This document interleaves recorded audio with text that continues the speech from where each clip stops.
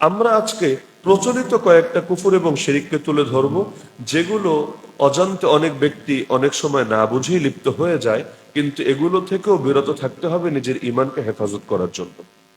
এক নম্বরে, পৃথিবীর সবকিছু একেবারে নিখুঁত থেকে নিখুঁত প্রতিটা বিষয়ের পরিচালনাও কে করেন? আল্লাহু লা ইলাহা ইল্লাহু আল হাইয়ুল কাইয়ুম। এই কাইয়ুম শব্দের অর্থই এটা, যিনি সবকিছু নিয়ন্ত্রণ করেন, সবকিছু পরিচালনা করেন। আমাদের আকীদা এটাই। ডাক্তারও কাউকে আরোগ্য দিতে পারে না, কাউকে শিফা দিতে পারে না, সুস্থতা দিতে পারে না। সুস্থতাও মূলত দেন আল্লাহ, ডাক্তার হলো ওসিলা। বাবা মা, আমার আত্মীয় স্বজন, আমার অভিভাবক আমাকে রিজিক দিতে পারে না, তারা একটা ওসিলা, একটা মাধ্যম। আমাকে রিজিকও দেন মূলত আল্লাহ। কারো হাতে হায়াত নাই, কারো হাতে মৌত নাই। কেউ আমাকে জীবনও দিতে পারে না, কেউ আমাকে মরণও দিতে পারে না। দুনিয়ার মানুষ হয় বাহ্যিক ওসিলা।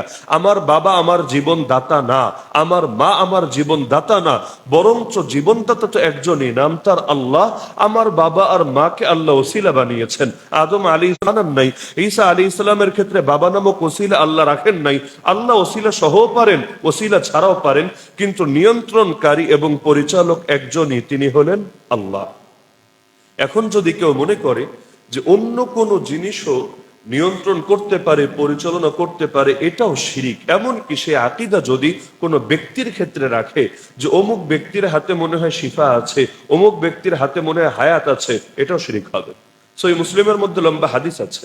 সূরা বুরুজের তাফসীর যারা পড়েছেন তাদেরও এটা জানা থাকার কথা। আসহাবুল উখদুদের ঘটনা। ছোট একটা বাচ্চা, তখন আল্লাহ রাসূল সাল্লাল্লাহু আলাইহি সাল্লাম দুনিয়াতে আসেন নাই। ঈসা আলাইহিস সালামের ধর্ম ছিল।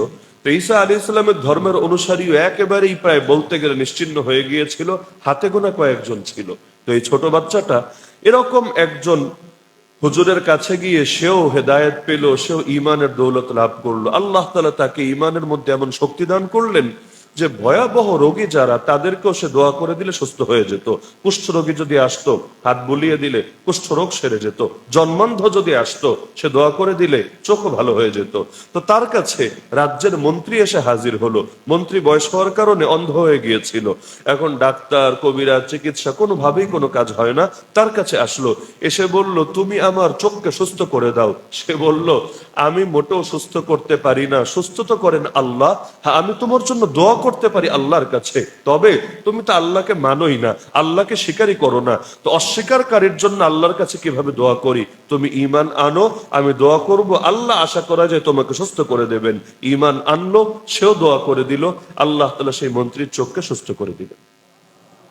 তো যত দুর্যোগ আসে দেশের মধ্যে, যেমন ধরেন এখন বন্যা আসলো, কখনো ভূমিকম্প হয়, কখনো আরো বিভিন্ন ধরনের পরিস্থিতি দেশের মধ্যে তৈরি হয়। তো এই পরিস্থিতিগুলো সাধারণত দুই রকম হয়। একটা পরিস্থিতি হলো মানব সৃষ্ট পরিস্থিতি। মানব সৃষ্ট মানে এটা না যে মানুষই সৃষ্টি করেছে, সৃষ্টিকর্তা তো আল্লাহ, তবে সেখানে মানুষ অবদান রেখেছে, মানুষই সেটার কার্যকারণের পেছনে সে নিজেকে ঠেলে দিয়েছে।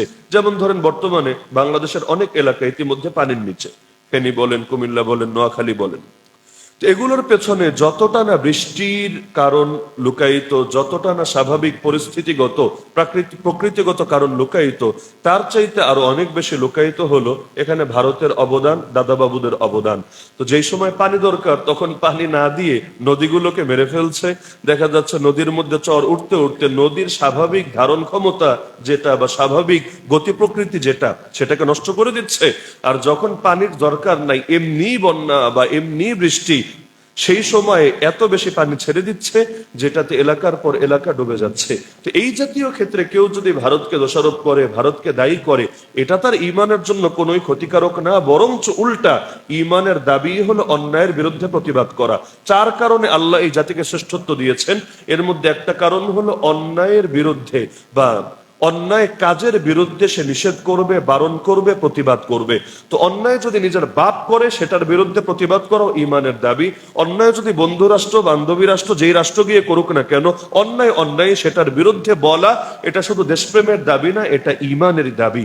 তো যদি এটার পেছনে তাদের অবদান থাকে, তাহলে সে যে ধর্মেরই হোক, খালি মুসলমান না, সে যদি হিন্দুও হয়, তাহলে এটার বিরুদ্ধে প্রতিবাদ করা তার নৈতিকতার দাবি, তার যুক্তির দাবি, তার বিবেকের দাবি।